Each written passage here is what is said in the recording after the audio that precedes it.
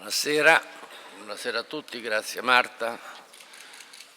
Tocca a me il privilegio di aprire questa importante conferenza di oggi come Presidente del Centro Studi Americani, ma solo perché ospito l'onore di ospitare questa conferenza. Mi pare che chiudiamo oggi un ciclo importante, impegnativo di incontri, di dibattiti, attraverso il quale abbiamo seguito la vicenda delle elezioni presidenziali in America. Noi siamo stati molto attivi da parte nostra nel seguire l'evoluzione e lo svolgersi di questa importante vicenda. Devo dire che sono stati molti gli incontri, i dibattiti, i momenti di riflessione che abbiamo svolto per tutto l'anno e in molti di questi siamo stati vicini e insieme all'Aspen Institute e a molti di questi ha partecipato anche la LUIS, soprattutto offrendoci l'opportunità della presenza dei suoi studenti particolarmente interessati a questa vicenda e il nostro impegno è stato sempre quello di avere i giovani presenti, attivi, vivi e vivaci nei momenti più significativi.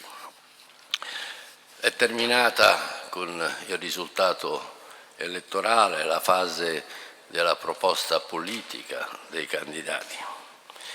Ormai i risultati sono stati acquisiti, quindi inizia il momento dell'analisi del dopovoto, delle conseguenze del voto e quindi delle prospettive politiche che da questo risultato si apriranno verso il futuro.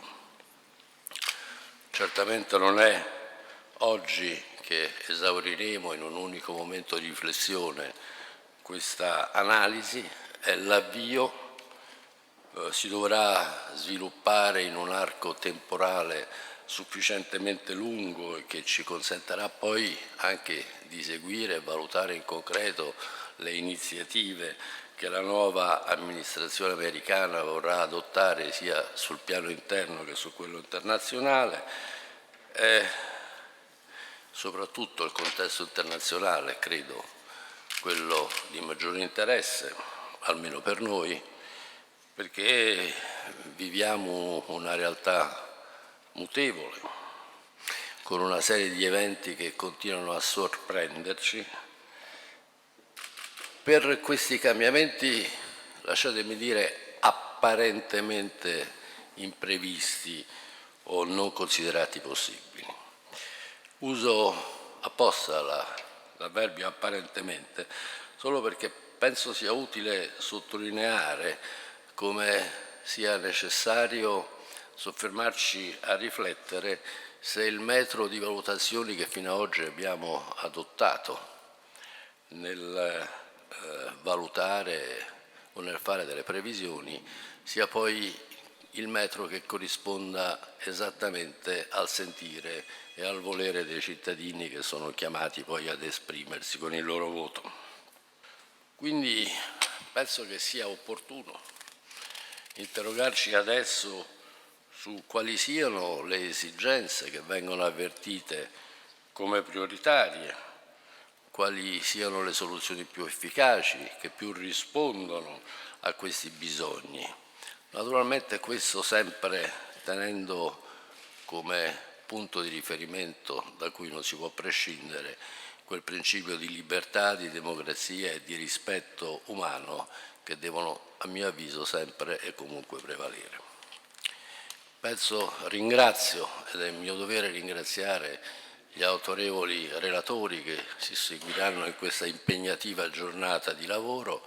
Auguro a tutti buon lavoro e probabilmente già oggi avremo qualche prima significativa risposta a questi interrogativi. Grazie mille, lascio il posto alla magnifica Rettore.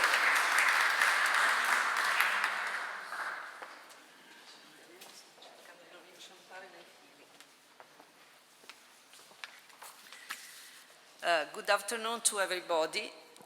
As Rector of the Luis Guido Carli, it's a real pleasure for me to co-introduce this international conference on the post-election America.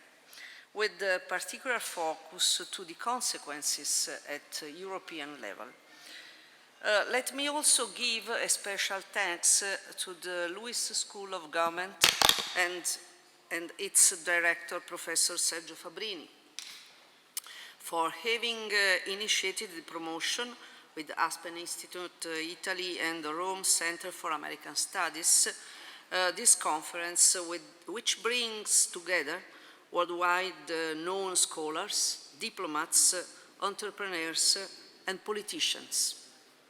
Let me also give a special welcome to Professor Francis Fukuyama for having accepted Professor Fabrini's invitation and for helping us to better understand the nature of the transformation taking place in his country. The conference is a good example of what the Lewis aims to be, a high-level academic organization willing also to cooperate with the think tanks and private foundations in order to promote public discussions on the most salient issues at the European and global level.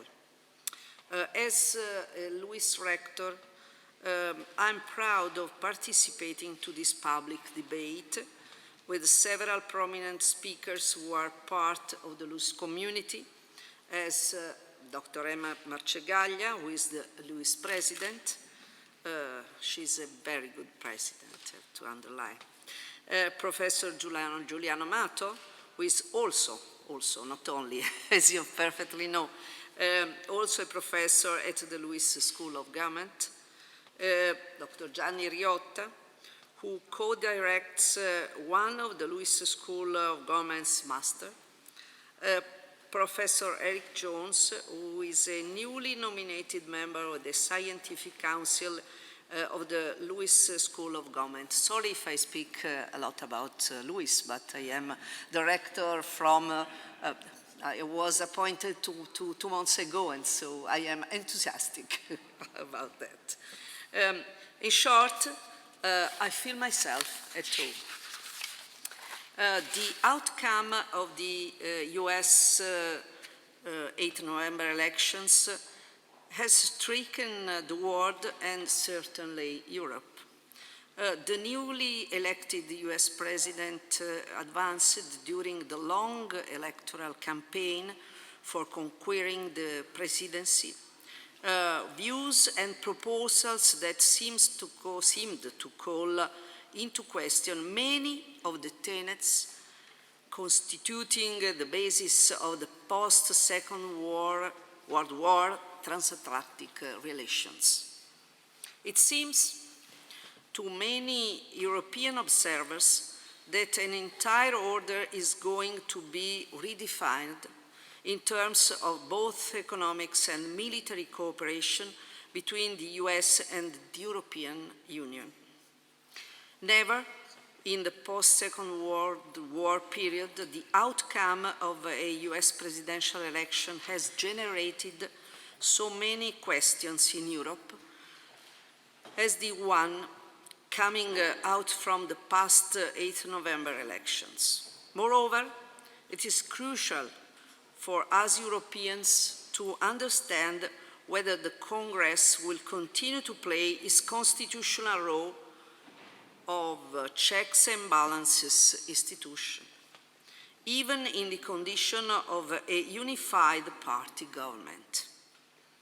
This is why this conference has a special importance for all of us, scholars, professionals, journalists, diplomats, and the larger public. Since the end of the Second World War, in Europe, the US has been the promoter of open markets and the bastion for the defense of political democracy and individual freedoms, notwithstanding few mistakes made by one or the other president. The European world is much better today than it was in the past. Also thanks to the role of the US played, then I think that the cooperation between a lot of elements brought Europe to have a better situation. Europe has known the longest period of peace and the most significant rate of growth of its existence. This is why not only we have a deep sense of gratitude toward the US, but also we feel the necessity to keep the transatlantic cooperation alive. The latter has warranted so many historical benefits to European and, I believe, Americans, as well, that its downsizing is for us unthinkable. Thus, thank again for convening this conference and my best wishes to all its participants. Thank you.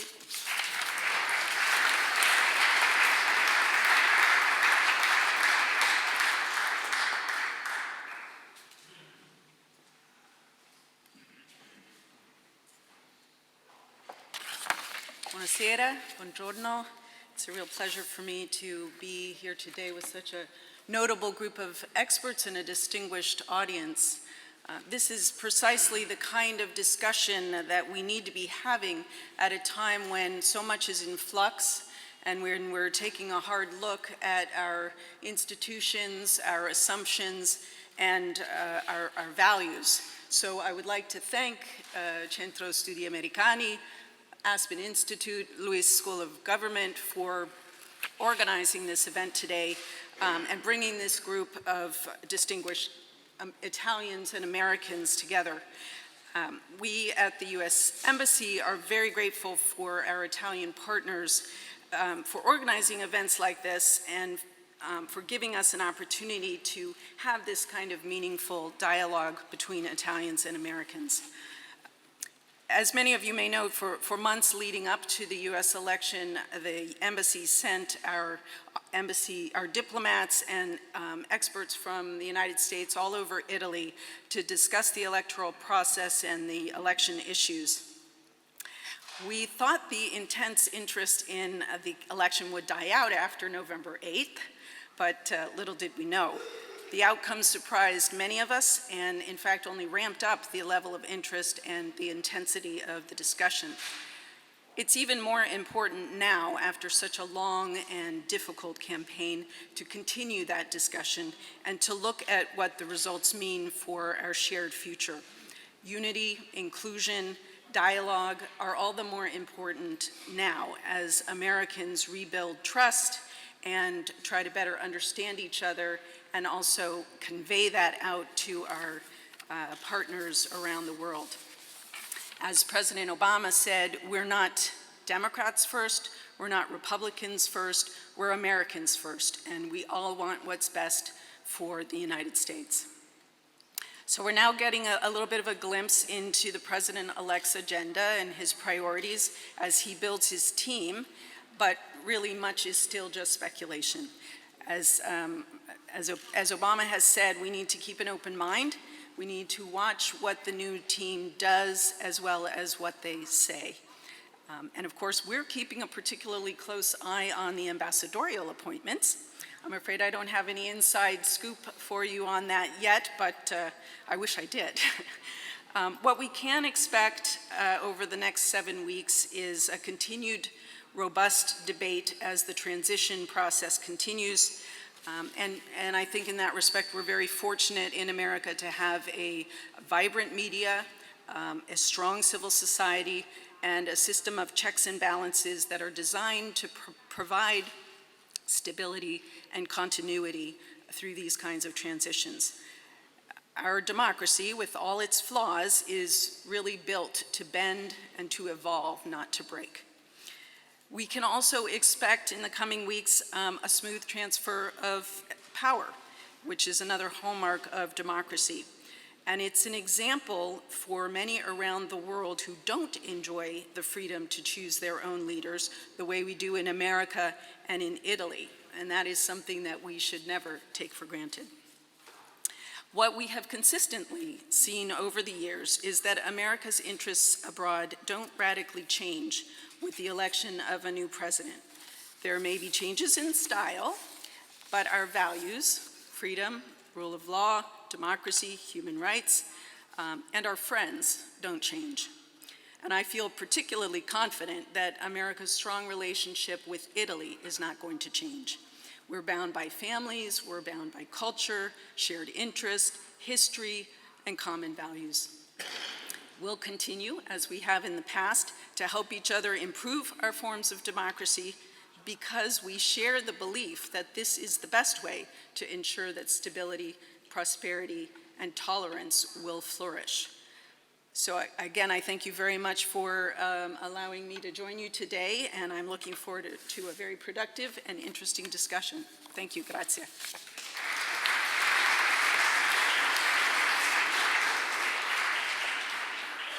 Thanks to all of you. We open this seminar, this workshop, and I think that Professor Fukuyama really doesn't need any real presentation. He's very famous, including in our country. He wrote a very famous book, The End of History and the Last Man, in 1992, but he also wrote more recent essays and books dealing with the political order and the potential decay of the American democracy, and this is one of the topics we will deal with today. The Trump victory can be seen in theory as a confirmation of this risk, a partial decay of the American political system, but Francis Fukuyama wrote a most recent essay for Foreign Affairs underlining that the turbulent electoral campaign has shown, in fact, that American democracy is in some ways in better working order than expected. And this is the first point I would like to put on this table for a discussion. Are we in front of decay, of renewal of the American political system? This is a fundamental point. The point made by Francis in his essay is that for the first time, American democracy, for the first time after several decades, American democracy is in fact finally responding to the rise of inequalities and to the economic stagnation experienced by large part of its population. And so social class is now back at the heart of American politics. So this is a key point. We will deal with this also in the following session on the uncertain state of the economy.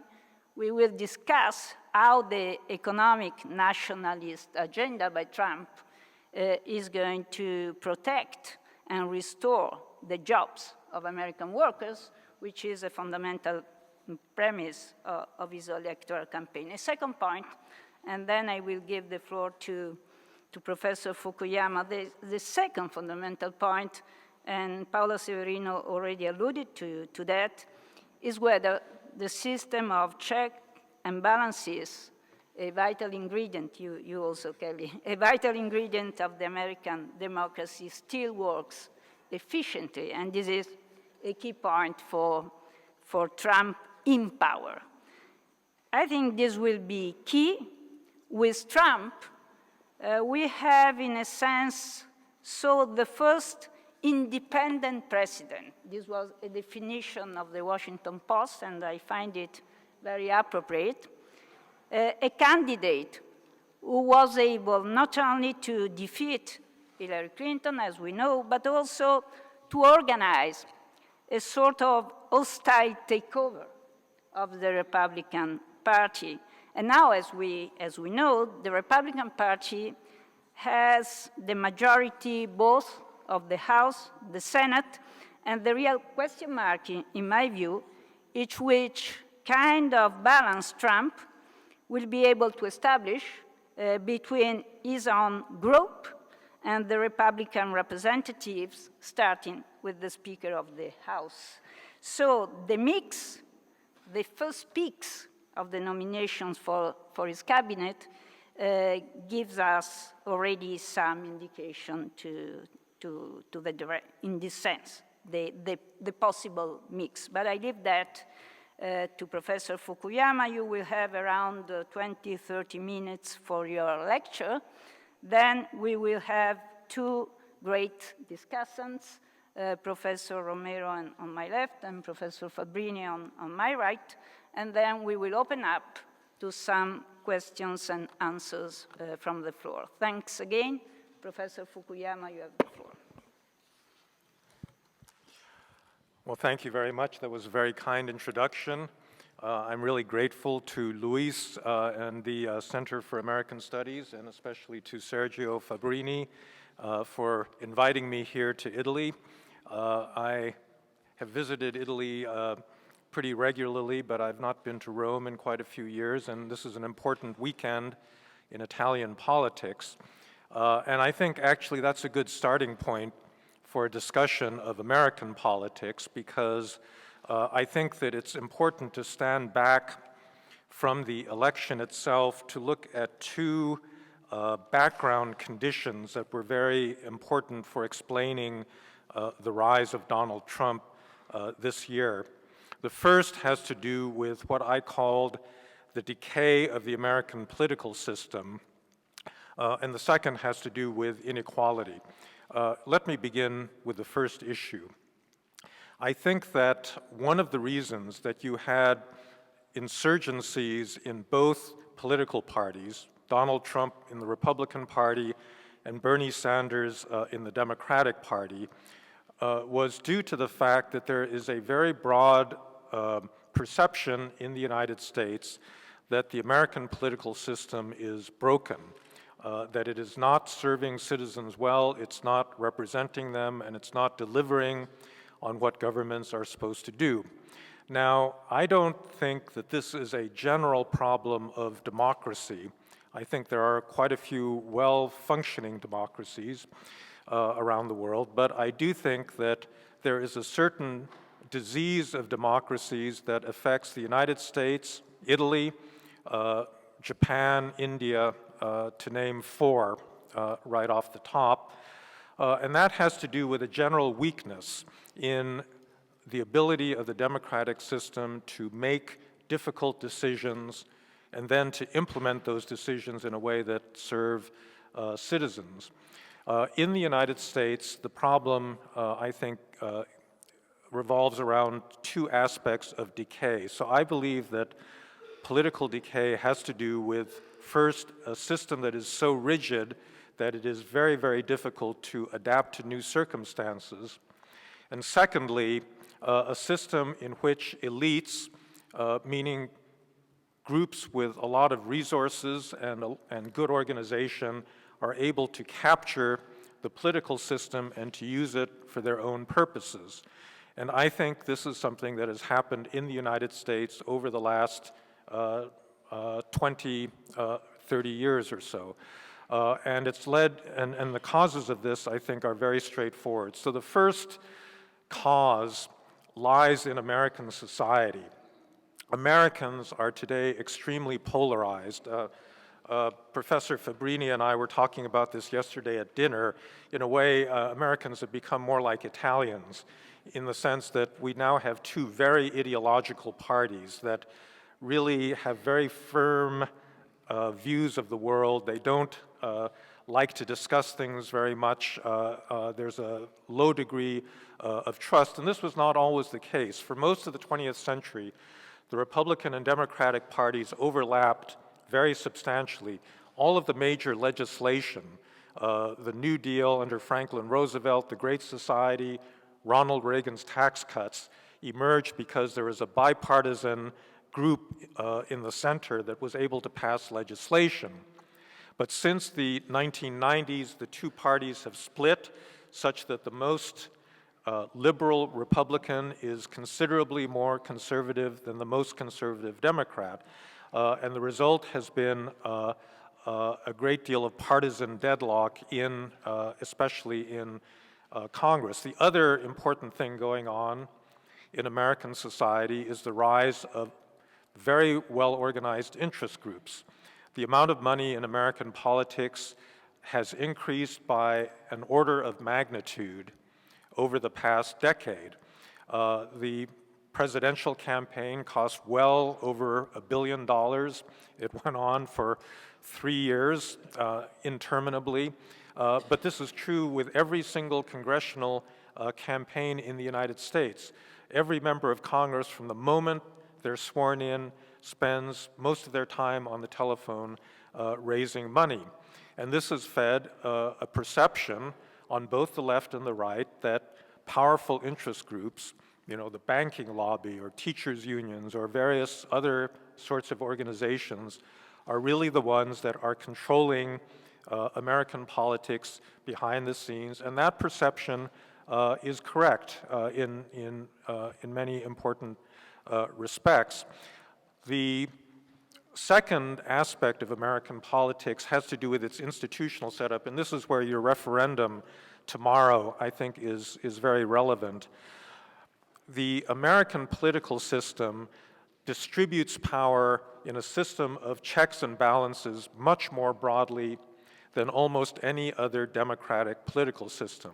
This was done deliberately by the American founding fathers, who were very distrustful of concentrated political power. So we have a very powerful upper house of our legislature. We have a separately elected presidency that can be held by a politician of the opposite party from that controls Congress.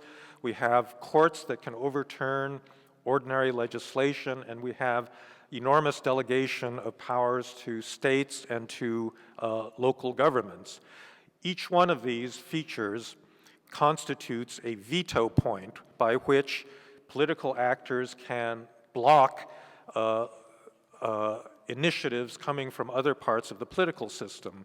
Now, when you put this all together, you have polarization and interest groups on the side of society, and you have an institutional system that allows well-organized groups to block things.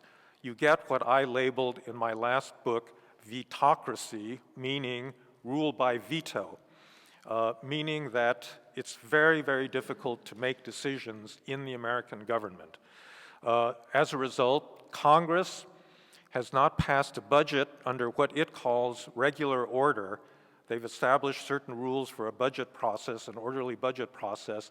They've not been able to follow any of these rules at all over the past decade.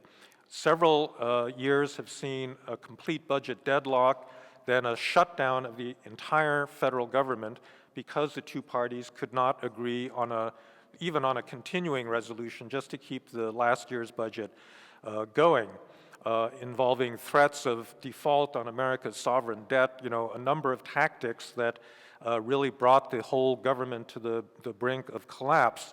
But even in cases where the government can actually pass legislation, so in Obama's first 2 years, there's two really major pieces of legislation, the Affordable Care Act and the Dodd-Frank bill regulating the financial sector.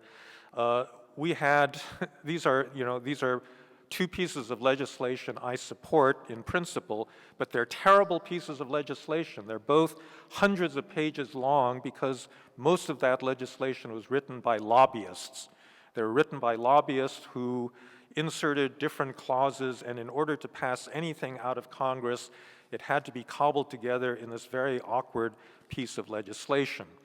The American corporations today hold approximately $2 trillion overseas in cash because the United States has one of the highest corporate tax rates, 35% of any country in the OECD.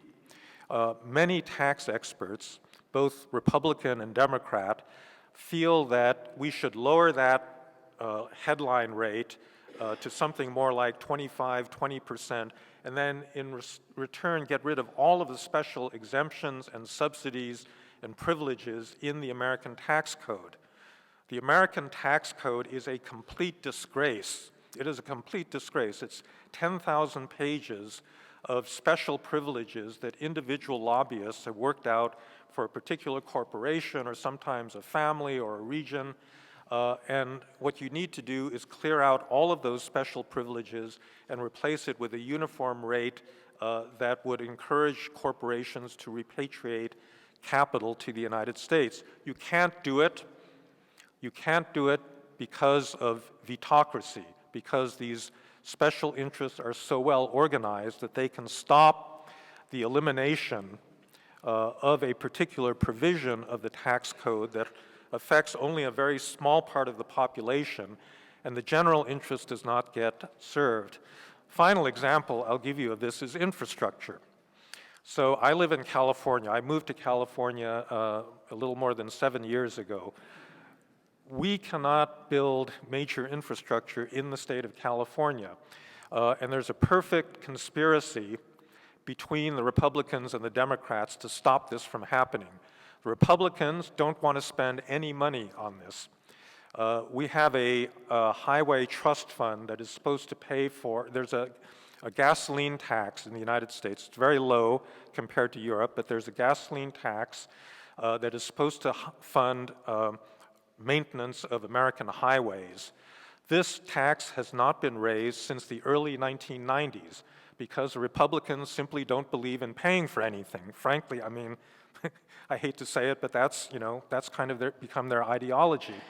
On the other side, the Democrats want to permit everything to death. We have a whole cascading series of state and federal laws, many of them related to the environment, but also to worker safety, to equal opportunity employment, to small business promotion.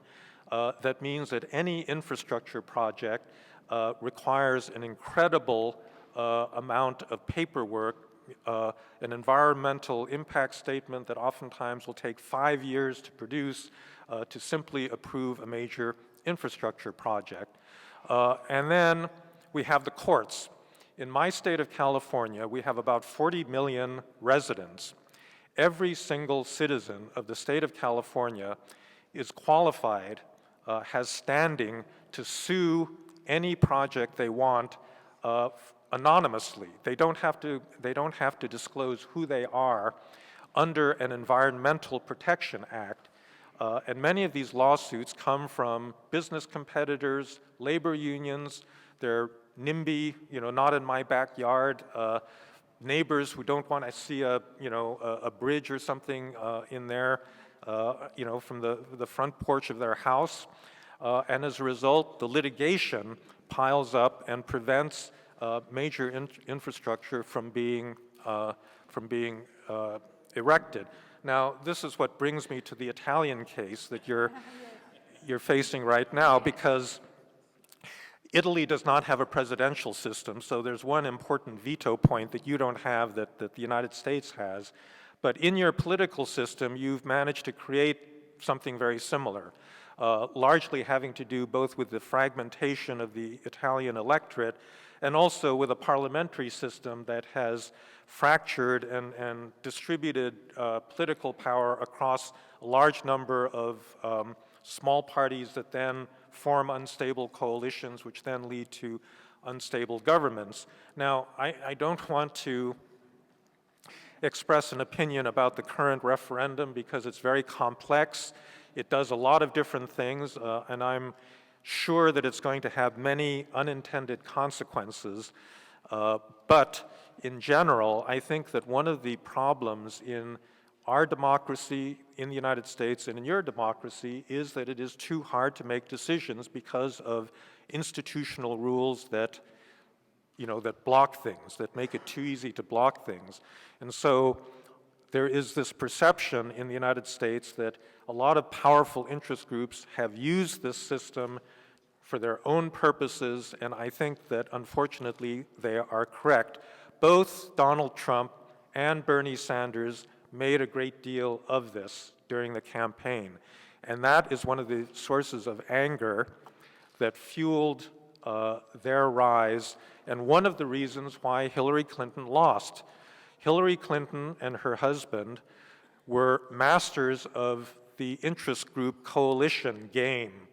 They were very, very good at pulling together donors from different causes and then using, their ability to give back. I mean, that's the whole, so there's no reason why the Clintons should be particularly blamed for this, because every member of Congress does some version of this. But they were particularly good at it, and I think that's one of the reasons that Hillary Clinton was quite unpopular as a candidate, because she was seen as too closely associated with this interest group game in the United States. Now, the second big issue is the one I spoke about last night at the Aspen Italia meeting, which has to do with inequality. We've got a big problem with the old working class, especially the white working class in the United States. There's been a drop in real incomes, so many male workers in the United States are earning less than their fathers or their grandfathers were even in real terms. And there's also been a kind of social collapse that has accompanied deindustrialization, meaning a drug epidemic, which has actually reduced male life expectancy in the United States. There is an epidemic of crime in many of these communities, broken families, something on the order of 60% of children in working class families, in white working class families in the United States are growing up in families with only one parent, which means that the economic inequality reproduces itself over generations and takes on a cultural component. And this is the other thing where the two political parties were not representing this group. The Republicans are dominated by corporate America. These are people that benefit from globalization. They benefit from open immigration. These working class voters have been voting for Republican candidates who have not been serving their economic interests. So there's this big class division within the Republican Party. And then in the Democratic Party, we have a different problem, which is identity politics, which has to do with, it's related to the interest group politics, but the interest groups here are various minorities that were marginalized or persecuted and therefore have made claims on the state for compensation. So these are African Americans, Hispanics, recent immigrants, women, especially upper middle class, professional women, environmentalists, and the like. And the Democratic Party has actually become an upper class party representing largely professional people, not working class people as they used to during earlier phases of, earlier periods in the 20th century. And as a result, this group was not represented well, and they, together with their perception of the capture of the American system, were angry. Some of them voted for Bernie Sanders, and then a lot of them ended up voting for Donald Trump, and that's why we have the result we have. Now, I want to move on to the future and talk about whether either of these problems can be solved. And my answer is partially yes, and in certain respects no, and in other respects certainly they could be resolved, but they won't be resolved by Donald Trump. So let's begin with a question of the problems of the American political system. Now, in one sense, the fact that the Republicans have captured the presidency in both houses of Congress solves one of the big blockages in American politics, because for the last 6 years, ever since the Republicans took over the House of Representatives, Obama has not been able to pass any major legislation at all. And as a result, he's resorted to a lot of executive actions to get around Congress, which are now all going to be reversed. And Trump is not going to have that problem. Trump will be in the position that Obama was in 2008 when he was elected with Democratic majorities in both houses. So he's actually going to be able to raise the military budget. He may be able to start a major infrastructure program. He may be able to do a number of things that actually Hillary Clinton would have a much harder time doing, because if she had been elected, she still would have had a Republican Congress, and she still would have had this veto on virtually any major legislative program that she would have wanted to enact. Trump doesn't have that, that problem. And I actually think that, most of the recommendations that I had been pushing for were institutional changes. First, to get money out of politics. So you would really have to reverse some Supreme Court decisions that basically opened the floodgates to money, but also things to get rid of vetoes in the American system. Some of the vetoes you can't get rid of because they're in the Constitution, but others you could. So for example, the filibuster. Today it takes 60 out of 100 senators to pass any legislation. Because both parties would rather be able to block things than to facilitate the passage of legislation they don't like. When Obama was the president, I was in favor of getting rid of the filibuster, and I think I'm still in favor of getting rid of the filibuster, even with Donald Trump as president, because I just think that we need rules that facilitate easier decision-making. We need checks and balances, but we need to facilitate the ability of the government to make changes in policy, and then hold that government responsible for the policy that they enact at the next election. I think basically that's the way the system ought to work. So that part of it is going to be solved. The money in politics part, I don't think Donald Trump has any idea of how to fix that. During the election, he basically said, the solution is me, because I'm too rich to be bribed. Now, that is not a sustainable solution. That's not going to fix the problem of money in American politics. The only way you can fix it, really, is by reversing Buckley v. Vallejo and Citizens United, a series of Supreme Court decisions that basically said that money in politics is a form of free speech and therefore constitutionally protected. Other democracies regulate money in politics much more effectively than the United States does. We could do the same thing, but we're at a point where, our courts say that that's not possible. We could change a lot of things in terms of the political system to make infrastructure much easier, in terms of getting rid of these layers of permitting, court review, and so forth, to facilitate the moving forward of these kinds of projects. And I hope, actually, that that's part of Trump's agenda that actually will move forward. Now, on the question of inequality, this is where there's a real danger, I think, because most of the suggestions that Donald Trump made as a candidate were economic nationalism, where the solution was going to be some protectionist tariff.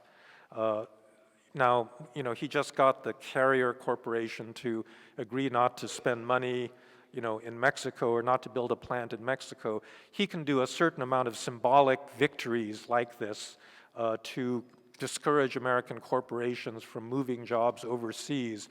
But fundamentally, the economic logic is such that they're going to continue to want to do this. And unless the government actually gets into the business of limiting capital exports from the United States, which I think is very, very difficult to do, I'm not really sure how this is going to become anything more than a kind of symbolic policy.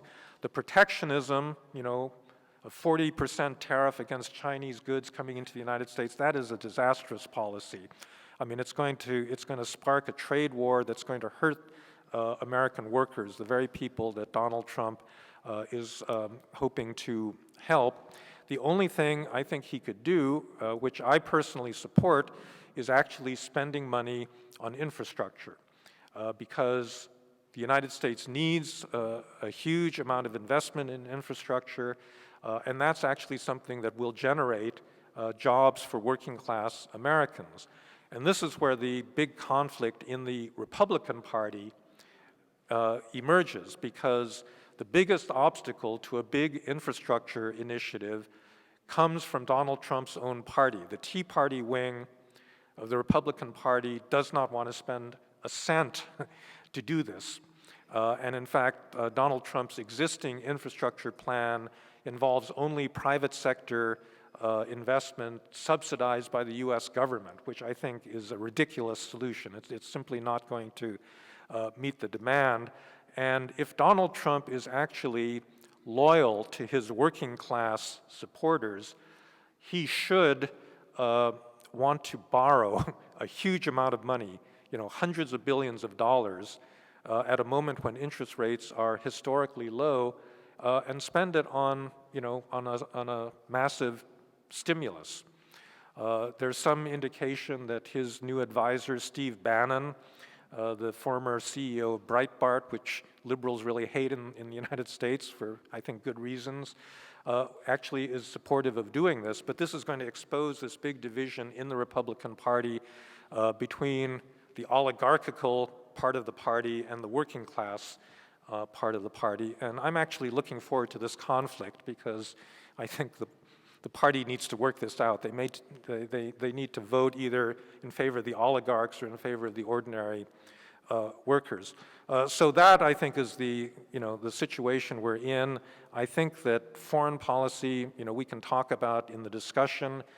There, Trump has more freedom of maneuver.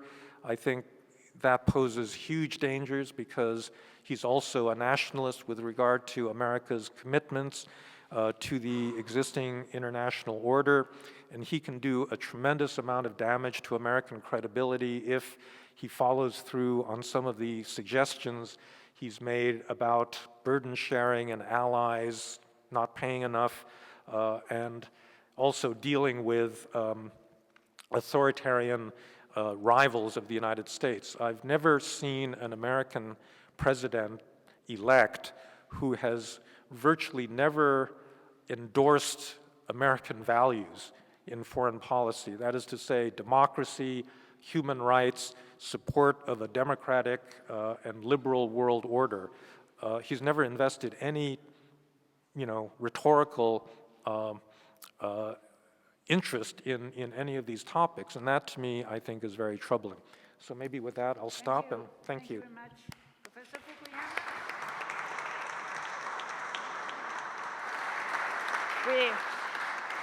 We will go back to this very issue with Walter Russell Mead. He defines Trump as a Jacksonian nationalist. So he goes in the same direction we will see later on. Now I give the floor to Sergio Fabbrini. Sergio, for 10 minutes as a discussant, please. Okay, thanks very much. It's difficult to be a discussant. When listening to Frank, I thought it was nice to be a student when you have a professor like you. So I enjoy very much listening to you. I try to make some comments more than discussing points, following the Tocqueville vision that the European should go to the US in order to better understand Europe, right?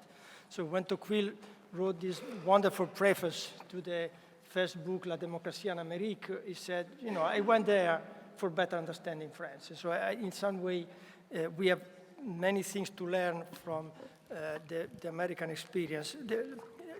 Starting from the electoral process, the relation between the primaries and the general election. I think that you have two patterns that were very interesting. The first one was during the primary, but the same pattern was confirmed in the general election, namely that the elections were run on the basis of a competition between insider and outsider. It was very difficult for an external observer to understand what does it mean to be Democrat or Republican, because in both parties you have the competition between insider and outsider. You had within the Democratic Party between Clinton and Sanders, and then you have in the Republican Party between Donald Trump from one side and 7 plus something more, probably 16 exactly, insider candidate. And the same pattern developed also during the presidential election, that in some way Trump was able to maintain the outsider perspective, and Clinton was pushed on the corner being the insider by definition. So I think this is an interesting phenomenon that is very useful for us, because politics is more and more, at least in this period, I don't know so far, in this period is a politics rotating around those who represent the outsider and those who represent the insider. The second, I would say, interesting for us pattern is the transformation, the permanent transformation of political party.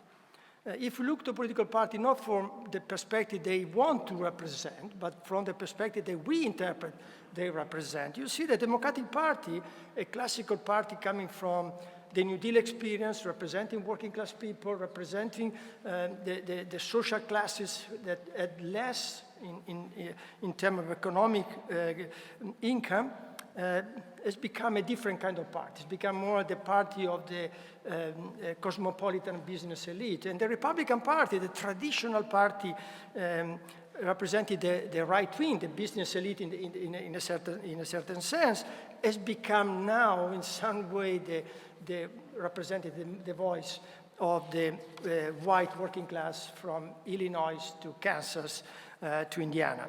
So here again, the American politics is interesting because the party changed continuously. There is, in Europe, we have this idea that parties are fixed, congealed by their own ideologies, where the American experience shows us that this kind of ideological fixture does not hold permanently. And I think both insider-outsider debate and the internal transformation of the political party are happening in Europe as well, and in my country in particular.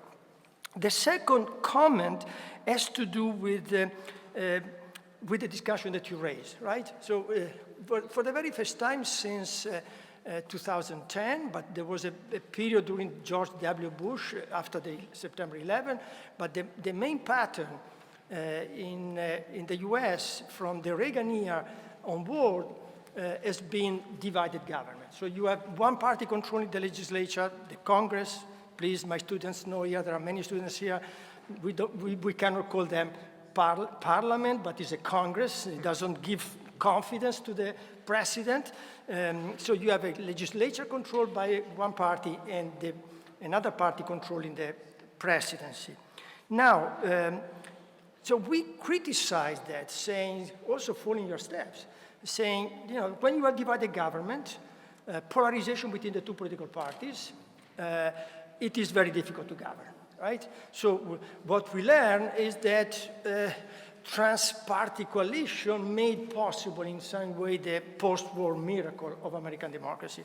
The Southern right-wing Democrats were able to ally with the Republican, and the liberal Northwestern Republican elite were able to ally with the Democrats. So, and that movement was the condition for creating governing coalition, for governing majority. Now this is, is more and more difficult. To a certain extent, the electorate has been more homogenized. My American mentor, Nelson Posby, talked about the air conditioning revolution, the fact that when there was the invention of the air conditioning, many white working class or middle class people, pensioneering, moved to the south because they could support the difficult climate, and many Afro-American and minority moved to the north. So you have a kind of redistribution of population that made more homogeneous the social basis, the constituency of the two parties, right? Now we have a situation in which one party apparently controls the White House as a safe majority in the House, and also as a slim majority in the Senate. It's not a filibuster-proof majority, because as Frank said before, in order to be filibuster-proof, you have to guarantee at least 60 senators, so you can stop those standing up and talking in order to postpone the discussion of a given law. And then this majority can also nominate the next 9th member of the Supreme Court. So what do you think? This is one of the questions. So now there are the conditions for the US to govern. Probably your vetocracy is still there, because the dissemination of power, the fragmentation, the decision-making process, especially within the Congress, the role of the Commission, the role of the Speaker. So all those institutionalized, rooted power are still there. Nevertheless, Donald Trump is in the condition to at least to organize the game, okay? Or at least for the first 3 months, for the first 100 days. So here, the real check, in my view, is the fact that Donald Trump is not Republican. So here you have a discussion about the fact that you have an independent, as we said before, and so the tension is more than a tension between institutions, like Madison tried to create it, is probably a tension, or might be a tension, between political forces. And in that sense, let's say, Donald Trump might receive some help from the Democrats. I would not be surprised, as a scholar, probably my friends in the US would say, no, you are crazy, but probably in that conflict, the Democrats might re-enter in the contest. The Trump's Democrats, right. Then, okay, the third point has to do with the political economic consequences of the election, and here, of course, my focus is Europe, right? And this is also the most troubling for us. So just to make you knowledgeable about the preoccupation that you perceived in the European press, in European political elite. So if the mark of the US election is the success of a new American nationalism, okay? I want to say to the European, American nationalism is different from European nationalism. Is a nationalism rooted in the democratic tradition of the country. It's not the nationalism that destroy European democracy between the two world wars. So when we use concept, we have always to be culturally sensible to the historical roots of that concept. Nevertheless, it's a kind of nationalism to make America great again. And so this resonates strongly with the process that is taking place in Europe. And this process, by the way, took place in Europe since the unfolding of the 2008 crisis. So I don't know, as a social scientist, cause effect are always difficult to detect, but here there is something there. Okay? You have also in your country, namely the fact that in Europe there is a nationalistic pressure tailored, or say framed by a populist language. So I use this distinction. So nationalism is not necessarily populist. Nevertheless, the nationalistic pressure is more and more, let's say, narrated through a populist language. So this combination exploded in the UK with the referendum of last June 23rd. And Brexit, in some ways, seems to have anticipated the experience that you are going now to witness. And it is interesting because Anglo-American world represented traditionally for us, European, for us continental European, the alternative to the closure, the alternative to the nationalism was, we looked, probably many of us were trained in the British university, in the American university, and we learn how it is good for your wealth, for your democracy, to open up. And now the two bastions of the liberal order, and of course, certainly the US more than UK, although the UK thought to be crucial in that regard, are closing down. So I think that this is an incredible challenge, because when something happens in the US, I am again Tocqueville, right? When something happens in the US, it is highly likely that tend to be exported, okay? So this is a challenge for all of us, because the Europe that we know today, and namely the European Union, is the beneficiary of that liberal order. It would not be possible without that liberal order, without the New Dealers to setting up that system, the UN system. and without the support of Western Europe during the dramatic year of the Cold War. So if I look at Europe, I say we are organized also mentally around three basic pillars. And those pillars in some way guaranteed us and also made us more adult. We learn, I say we because we come from a country that invented fascism, so we should not forget that. Very close from here, by the way. So we learn the importance of liberal democracy. So the three pillars, one is the military pillar, NATO. The other one is the economic pillar, and I mean single market, the common commercial policy, the Eurozone. All these pillars, the economic pillar, has been made possible by the new multilateral perspective that America introduced, arriving to the WTO organization. And then we have the political pillar. And the political pillar for us, it means an ever closer union. The clause that we have in the preamble of the treaty since Rome 1957. We aim to create an ever closer union. I always thought that many of the best Italian or European federalists look at the US. So they talk about the United States of Europe in some way echoing the American experience. So all three pillars seems to be jeopardized by Donald Trump. Seems. I don't know exactly. So, but if I have to say what would happen to these three pillars, my answer is that it's difficult to answer because the US has become an unpredictable country. And unpredictability, or unpredictable country, is a new word for me, at least, because you generally knew what you could expect from the US, regardless of the president on the Republican side or the Democratic side. So, economic nationalism in the US, plus populism, has created an unpredictable superpower. Superpower cannot be unpredictable, right? Because we can be unpredictable, but we don't have nuclear weapons, right? So the Italian prime minister has not this power, but for a superpower to be unpredictable is a serious question. So my further and final comment go in this direction. Probably the US, as a big country, can impose on others the cost of unpredictability.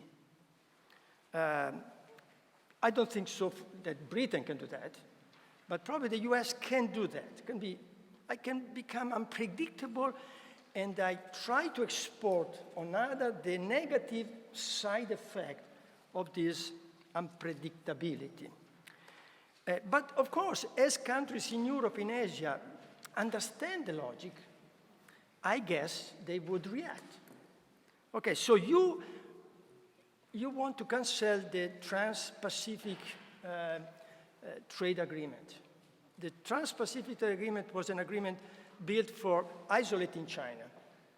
You cancel the Trans-Pacific Trade Agreement, and China is coming back in the picture and can create another agreement, keeping the US outside. Or the European, because they can no longer play the free-riding role with the US, probably if the US step back, probably they might think that it's time for us to have, for example, a common defense system, or for us to have a more integrated political union around at least the Eurozone. So unpredictability can be a low-cost politics for you, but the medium-term consequences, at least to my reading, I don't know if you agree with that, but might be much more significant than assumed in the short term.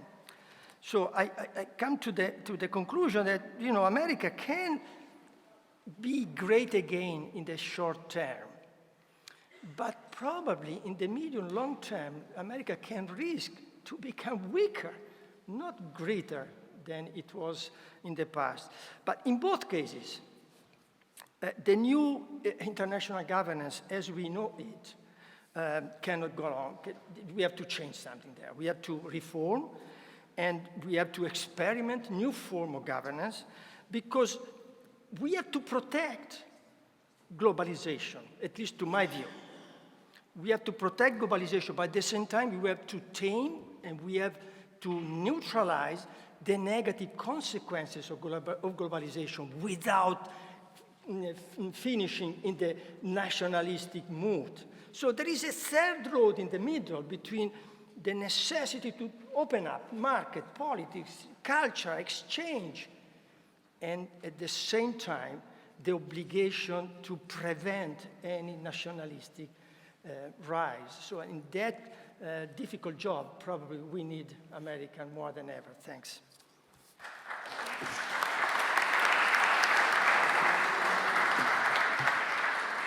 Thanks, Sergio. I can't be the discussant of the discussant, but I have to say that I found you a bit too complacent on the European Union, if I may say so. I think that the EU is jeopardized by ourselves, first of all, more than by Donald Trump, but we will see and we will discuss it during the second session. And now I give the floor to Federico Romero for the final discussion from here, and then we go to the floor. Thank you. I would like to start from one of the points that Professor Fukuyama made about two very ideological parties, which is undoubted, it's obvious. And go a bit deeper, in the sense that in all the analysis and comments that we have read about the electoral results, if we move from what mattered for the final result, that is this sort of flipping over of three key states from the Democrats to the Republicans, or the type of votes, that relatively thin slice of votes that Trump managed to attract, let's call it white working class to be clear, this was the factor that made the victory in the election. And this is the factor that points to huge problems for the Democratic Party, of course.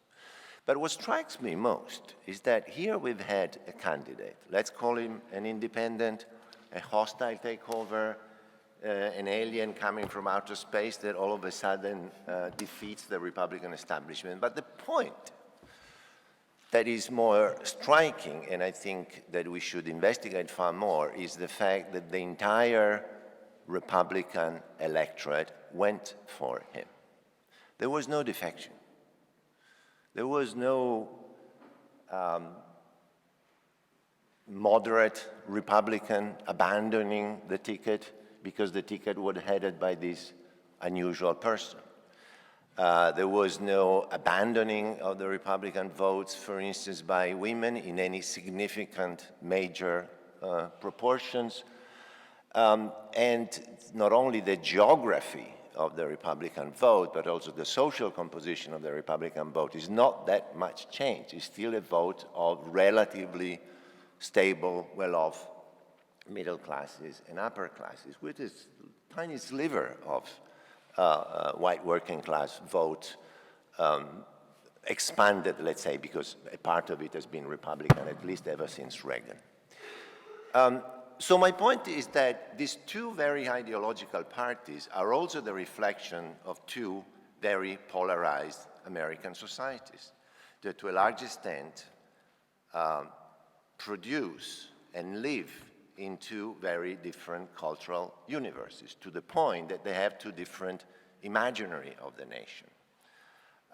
White, multiracial, multicultural, more Christian and more traditionalist, metropolitan and more rural, etc., etc., etc. So this complicates things a lot, I think, for the future, but also tells us that American society, but to a certain extent also our society, is reflecting on issues of globalization, or simply suffering issues of globalization, feeling issues of globalization, in a way that we tend to categorize by problems that are specific and perhaps politically actionable, migration, Islam, terrorism, etc., etc. But I wonder whether we are also witnessing something bigger and therefore far more difficult to control. The fact that the language of these so-called populist movements is so very similar. In English nationalism, Brexit was not a British phenomenon, it was English nationalism, first and foremost, in Hungary, in Poland, in that part of France that is represented by Le Pen, and certainly in the voters that gave victory to Trump, is to a large extent a dream of a white world. White not in the sense of the very ugly, violent races that we experienced in the past, but certainly in the sense of a world in which Western societies, us, or definitely whites in the United States, maintain a preeminent, if not predominant, place.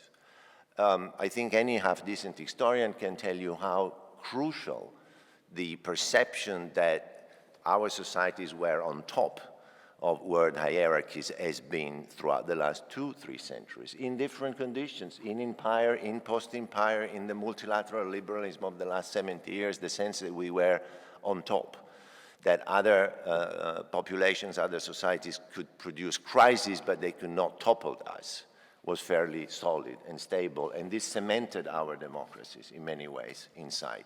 This is framed in Europe, in America, and is opening up, it seems to me, a scenario to which we are not used and that we should reflect upon more deeply. I was struck by, again, look at the language. I mean, what does it mean in Trump speak when he's talking to voters in Ohio, in Pennsylvania, in Wisconsin? Let's make America great again. It means let's make America ours again. Our own America, not the America of New York or the Silicon Valley, but the America that used to be in the 1950s or the 1960s. So there is a sense here of transferring the frustrations that comes from economic distress. There is a lot of economic distress, inequality, stagnations, etc., but it's transferred onto a sort of identity type of discourse that in a way makes the transformations that American society is experiencing is very comparable to the ones in Europe in many ways. Problem is in the States that these two, in a way, very different nations, I'm almost tempted to say, very different societies that have two different imaginary of what the nation should be, and that are by and large equal in terms of votes, have to deal with an electoral system, and I want to come here to the issue of the Electoral College, because I think, not for a polemical argument, no, Trump didn't win the popular vote, but he won the Electoral College. I'm not interested in that. I'm interested in what's going to happen if these trends deepen and continue. We have had, in, 16 years already, 2 instances in which the second one on the popular vote won. And it won on the basis of this very bizarre geography in which a coalition of relatively small states in the South, the West, and the Midwest trump the bigger states, who are also the states where there is more economic dynamism, a more composite society, etc., etc. In 2001, the margin was minimal, 500,000 votes or so in the popular vote. Now it's gone up to 2 million. If these two societies remain pretty much the same and reproduce these, very highly ideological, but also in a way cultural, anthropological polarizations that you started up with, and the electoral system maintains this sort of constraint, that has very good reasons, very good constitutional reasons, the founding fathers, the federal balance, etc., the discrepancy between, one can easily imagine the discrepancy between popular vote and electoral college increase further and further. this is the recipe for a pretty bad crisis, potentially a constitutional crisis, because if we are, let's say, 8 years from now, 12 years from now, in an election in which, again, a candidate takes a popular vote by maybe 4 or 5 million votes, but loses the election, how long is this going to last before something breaks? Because this ultimately means that voters in California or New York are increasingly disenfranchised, de facto. Now, this might not very well happen, who knows, but if the trend that we've seen in these elections continue, that's a problem that we might bump into. Is this the scenario for the future?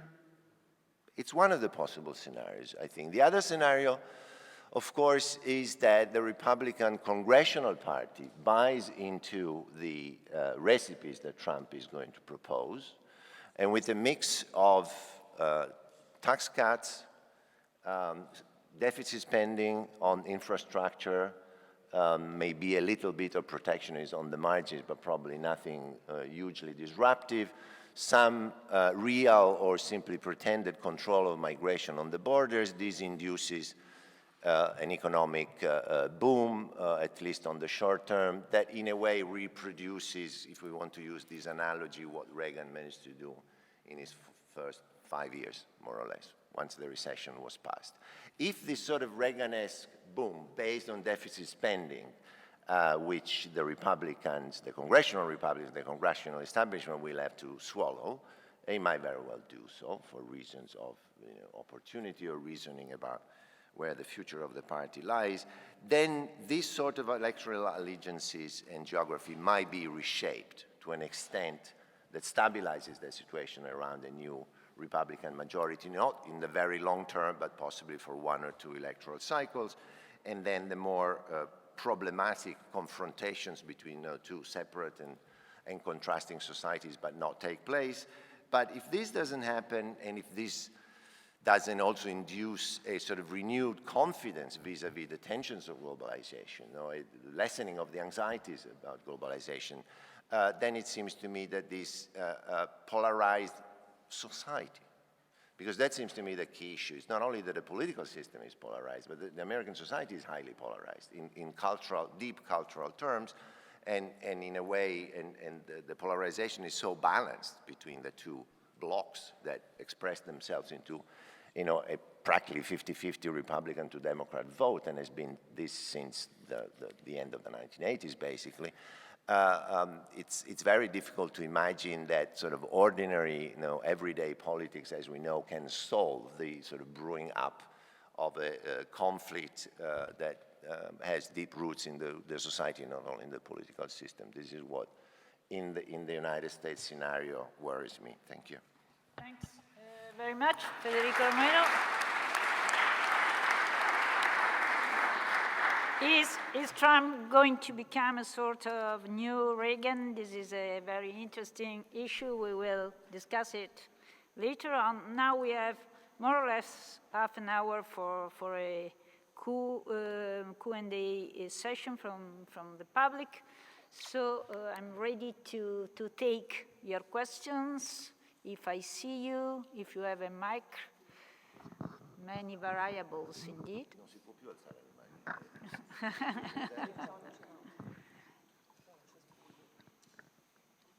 Could you please introduce yourself? Yeah, good afternoon, Professor, everybody. My name is Pasquale Perilli. I'm currently a student at Lewis University. I'm attending a course with Professor Fabrini. And I have a question for Professor Fukuyama. And that is, in your opinion, and honestly, do you think we are stuck in autocracy? What I mean, let me elaborate on that. No. You told us that America experienced a period of autocracy. Now things are supposed to change a little bit because there is a Republican majority in both houses. In Italy, we experience a lot of autocracy. So sometimes I think, should we think about maybe giving up a little bit of representativeness to let the decision-making process be streamlined? What I mean, as an advanced democracy, we take pride in the fact that everyone can have a say, and so everyone is represented. But then at the same time, we are stuck because anyone, basically classes or interest groups, can stop a law from being passed. And in a way, we see, for example, other places where instead there is less freedom, but they can get robust growth percentages. And so my question is, shouldn't we think about not changing, but reforming a little bit our democracy so that maybe we can give up just a little bit of representativeness, but we get things done? In the end, if we do not change a little bit, what will happen is that people will turn to the new kid on the block with Trump. So, very clear. Yeah. Yeah. Questions more than interventions, please. I will collect 2 or 3 questions. I see one hand down there. Professor Calzini, please.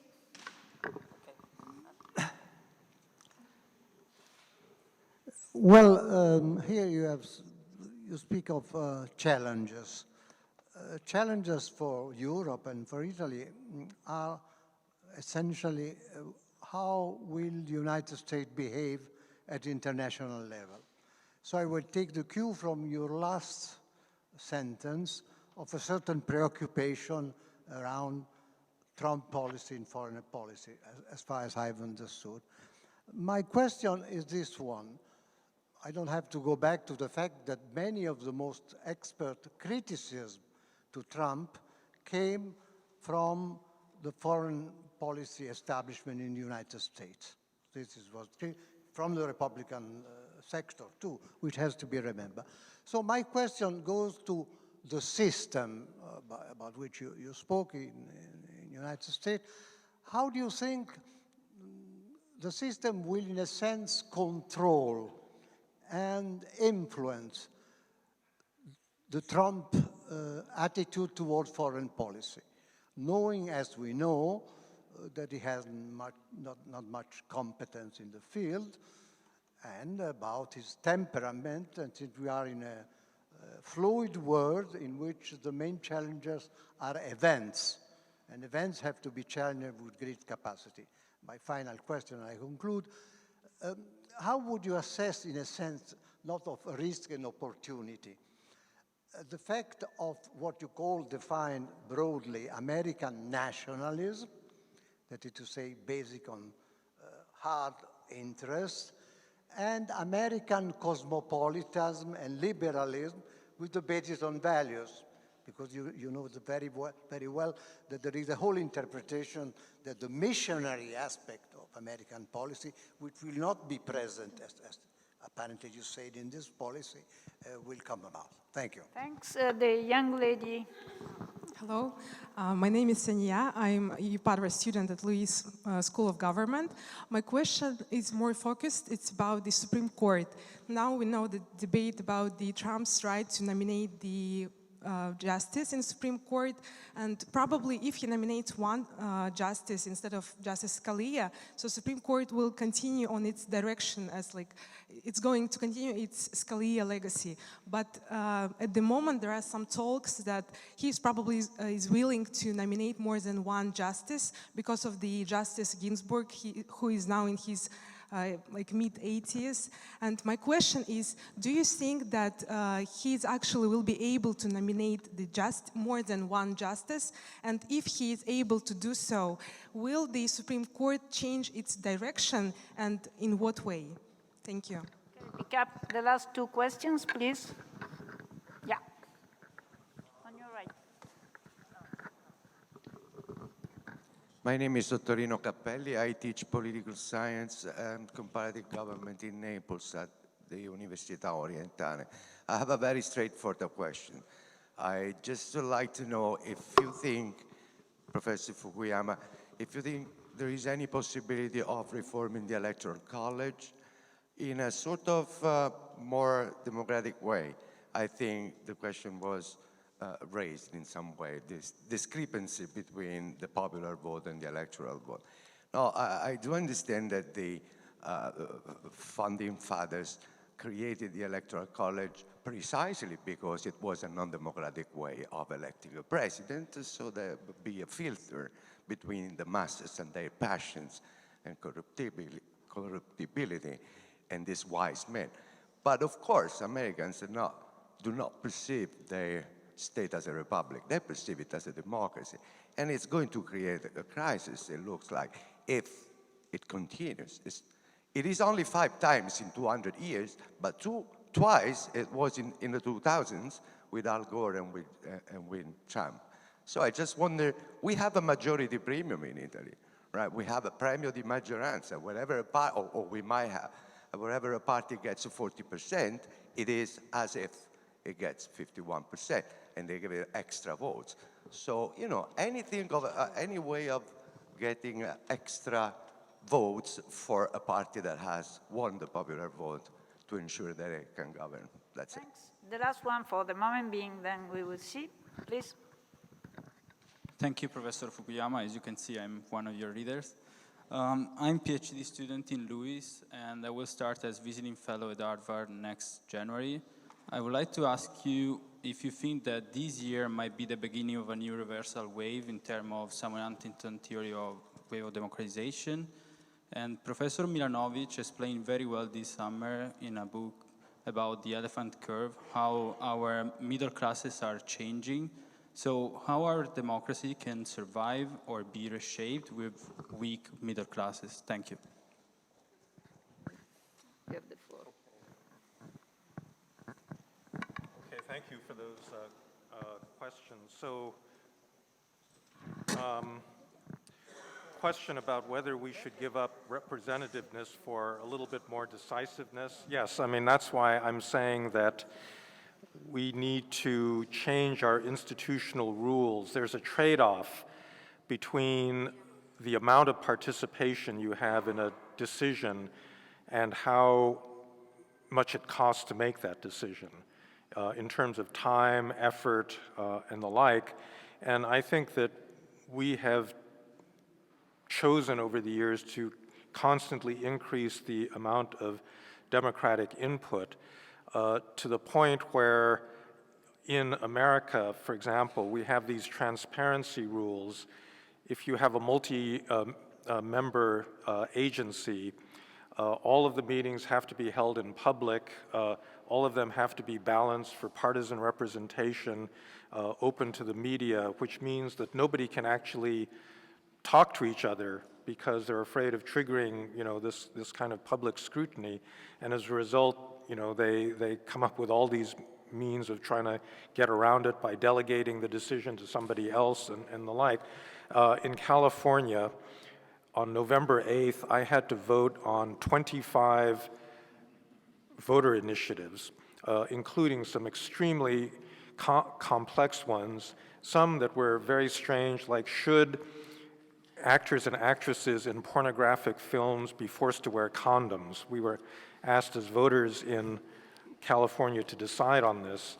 And I think that the presumption about democratic participation is based on a wrong assumption that ordinary citizens in a democracy are informed, they're interested, they will become knowledgeable enough to make these very complex decisions, and I think that is just empirically not the case. And so I do think that we need to streamline some of this, because one of the ways that democracy is delegitimated, so it can be delegitimated if you cut people out of the process, but it can also be delegitimated if it doesn't produce anything, if it doesn't build the road, if it doesn't, you know, pass the budget and so forth. And I think we need to worry about that. Will the system control Trump in foreign policy? Well, I hope so. You know, so I think it's pointless to make predictions about how Trump will actually be as president. All you have to do is wait about 3 months and you'll find out. Speculating at this point, I think it could go either way. I take it as a very good sign that he appointed General Mathis as the defense secretary, because he's very competent. He is not a crazy person. Trump seems to have already backed away from waterboarding and use of torture just after a single conversation with General Mattis. So, you know, there's some reason to believe that maybe there will be a kind of moderation of his views as that continues. But of course, it depends on who he appoints for Secretary of State and some of these other, you know, important positions. Supreme Court, yes, of course.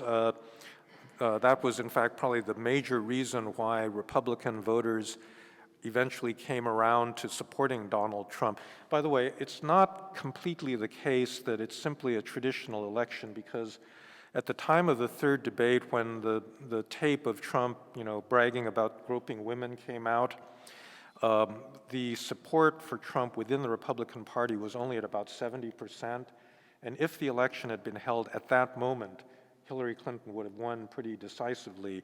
But what happened between then and the actual election was that that support went from 70% up to 95%. And so a lot of Republicans that had doubts about him finally said, well, because of things like the Supreme Court, I'm going to hold my nose and vote that way. So it's still not quite the case that this was that normal an election. The deeper question is whether the Supreme Court makes all that much difference, because eventually I think the court can't get too far apart from American opinion on a lot of issues. So again, the point about the Electoral College, both in the comment and the question, so is it going to be reformed in the future? No, it's not. I don't think it's going to be reformed until the Republicans lose in the Electoral College and win the popular vote, frankly, because it's just not in their self-interest to do this, and it's really, really difficult to get rid of that rule because it's in the Constitution, which means you need, you need 3/5. What is it? 3/5. 2/3 and 3/5, right? So 2/3 and 3/4. 2/3 and 3/4, right? So these experts on American politics know more accurately than I do. But the Constitution, yes, Constitution is really, really hard to reform, and one of the parties has a really strong incentive not to do anything. So until there's rioting in the streets over this, I think that very little is going to happen. And then the question about whether there's going to be a reverse wave, more broadly, again, it's one of those things that I fear very much, because everything that Sergio said I agree with. There's a huge danger that if the United States takes itself out of leadership of a liberal international order, both politically and economically, that order is going to collapse. There isn't another country that's going to take America's place. The EU itself is a weak point right now, and there's other authoritarian countries that would like to assert their different way of organizing the world. So yes, I think it would matter tremendously. So that's why the actual decisions that Donald Trump makes in foreign policy and in economic policy in the next few months will be very, very decisive, and I think will either undermine that order or keep it going. But like I said, I just don't think we can predict that right now. And yes, we collect other questions. Maybe Sergio, on this very last point, if you may. I think that the relationship between Trump and Germany will be key, clearly, looking to the relationship between the US and Europe, since Germany has a predominant role, and given the kind of reaction that Angela Merkel had to the very election of Trump, a sort of lecturing, if you wish, about the defense of liberal values. What do you think about it? Okay, let me just make a brief comment on the Electoral College. I don't want to appear too much conservative, but I don't agree with Ottorino. Hi, Ottorino. We have to understand that the Electoral College come out from the fact that the United States is not a nation state, but is a union of states. And as a union of states, we have a problem that we have the same when we discuss about the European Union, how to put together larger state with small state. Rhode Island with New York, Malta with Germany. So we cannot think that we can keep on the same board state of different size and different probably national culture through some form of direct election of the executive, because in that case, the small state would disappear. Why Rhode Island should remain on board if it doesn't have an effect on the direct election of the president, like in France? So I would say that probably a responsible political elite should accept that certain institutional arrangements are not democratic but are necessary. That doesn't mean that you cannot reform, but in the Electoral College, just for those who are not familiar with the Electoral College, the electoral votes, the presidential vote pertaining to each state are equivalent to the number of the House of Representative member of that state plus the senator. But each state, regardless of its demographic size, get 2 senators. So you have Vermont that has 1 representative plus 2 senators, and then you have California that is 40 million more inhabitants, and there's only 2 senators. So in the Electoral College, you have an overrepresentation of the small states for the election of the executive, of the president. So how to get rid of that without calling to question the equilibrium between small and larger states? I would be cautious because we are witnessing the same problem, because I don't like,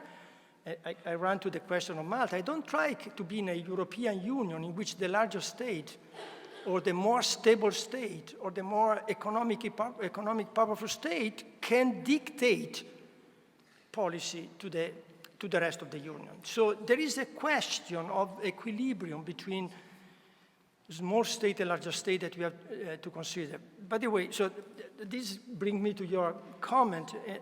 I would be really, let's say, unhappy with the fact that Europe represent or might represent a liberal alternative view to the US. This is why I personally did not appreciate, as I wrote in Il Sole 24 Ore, that Europe can teach something to the US, like you can speak to Donald Trump as you speak to Erdogan.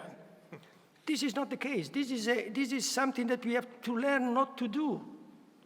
And this is something that sometimes the German political elite is going to the chair, saying to others what they have to do without, remembering the history from where they come.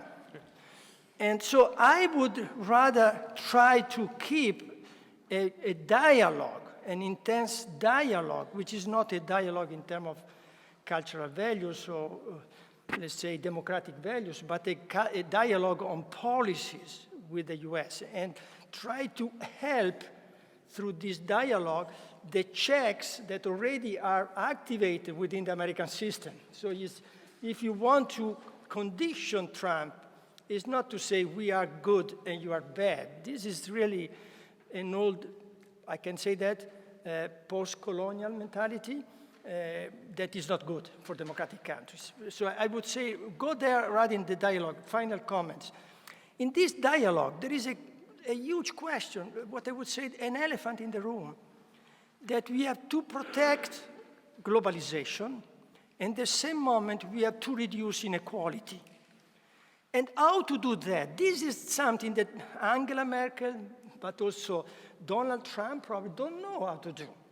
And this is it requires a new mind, a new paradigm, a new way of thinking.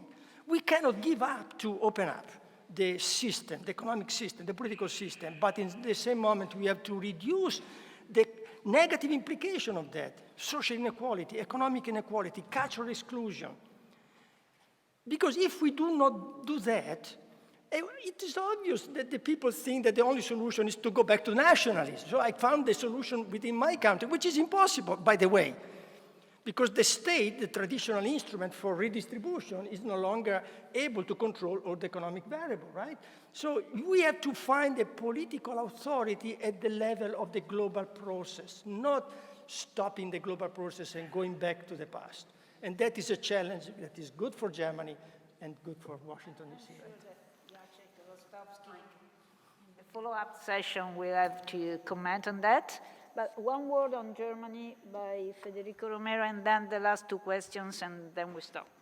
Yeah, I mean, on this issue of whether let's say, the worst, for us, the worst Trump scenario in which he basically destabilizes the set of NATO guarantees that we are used to, and therefore Europe finds itself sort of with its back to the wall.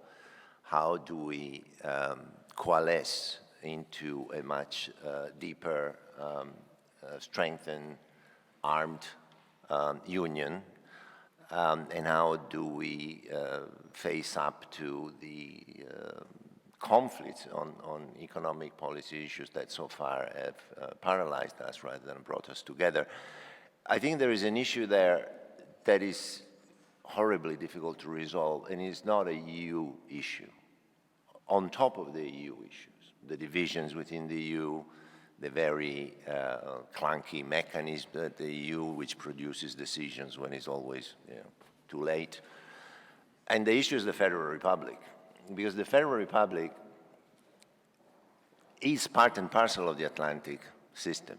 The Federal Republic does not exist without the Atlantic system. It's part of its constitution, it's part of its deep culture, of the elites and of its social culture. So in a way, I think this is really the moment of truth for the European Union, for sure, but for Germany in particular, because in a way Germany has to reinvent itself in many ways as a nation out of what it has been over the last 70 years, possibly not ditching the very good aspect of its history, but it has to reinvent itself in a context in which the cement of sort of the Atlantic world is not going to be there, or not in the terms we're used to, but for everybody else, for France, for Britain, etc., means rethinking how you place yourself in the world. For the Federal Republic means rethink who you are, and to alter all its automatic, spontaneous mechanisms. So it's a horribly complicated and sort of, in a way, revolutionary task to take. You're perfectly right. The last two questions. Alessandro Roth. I'm currently a student in the Master of International Public Affairs at LUIS.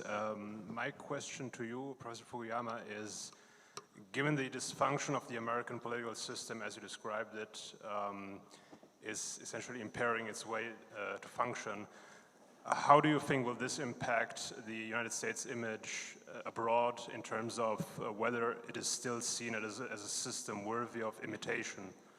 Thank you. Hi, thank you. I'm a poli-sci student at LUIS, and I was wondering, Donald Trump has already backed down on some of his stances from the campaign. And so, for example, the Affordable Care Act, that's a good example. And I was wondering, to what degree would the Republican Party try and prevent him from going back on his stances? He did appoint Reince Priebus as his chief of staff. And so in that case, would he just go down as a puppet of the party, or would he try to work, to reach across the aisle to work with Democrats? Thank you. Please, you have the final reply, and then we leave the table to the follow-up. So on the question of, So on the question of whether the United States will still be an example, that's been deteriorating over time. I'm on the board of an organization called the National Endowment for Democracy that largely supports civil society organizations all over the world that are in favor of democracy and human rights. And it's been remarkable. This didn't start with Donald Trump. This has started, I think, with the dysfunction in Washington. It's very palpable the degree to which countries do not look up to the United States anymore. And I see this even with, we got a lot of Chinese students at Stanford, and I would say 15 years ago, all of them would have said, we want China to be like the United States. And now hardly any of them, feel that way. I mean, they don't want all the gridlock and polarization and so forth. So Trump, I think, has deepened that, and that's very worrisome. Now, on the question of how the Orthodox Party, Republican Party reacts to Trump, I can imagine, from my standpoint, a really great scenario where Trump wants to have a big infrastructure project because he really wants to do something for his working class supporters.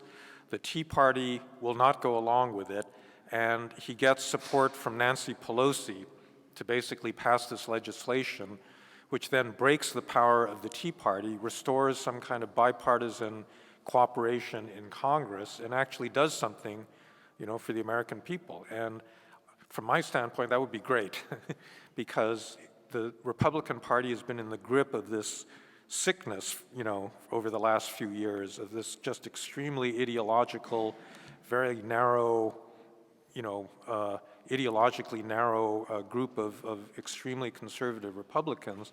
And so I'm hopeful that that might happen. Whether it actually does, I'm not sure. The new Health and Human Services Secretary is a diehard opponent of Obamacare, and I'm now really worried that they may really try to dismantle this thing completely without actually leaving anything in its place. But again, check back in 6 months, and I think we'll have answers to all of these things. Thanks. Final? No? We're okay then? I think that we have started to discuss important questions also for the follow-up panel on the state of the economy and its transatlantic implications, in particular the meaning and the feasibility of the economic recipe, including economic nationalism and its implications for Europe. We now have a break, and the follow-up panel will start at 4:45 with Domenico Siniscalco, Eric Jones, Emma Marcegaglia, Walter Russell-Mead, and Jacek Rostovsky. Thank you very much indeed to all of you.